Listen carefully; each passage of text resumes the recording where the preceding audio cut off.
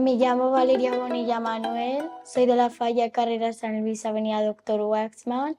Estoy en quatre carreres eh, y voy a pasar a sexto, he terminado quinto y las asignaturas que mejor se me dan son valenciano y castellano.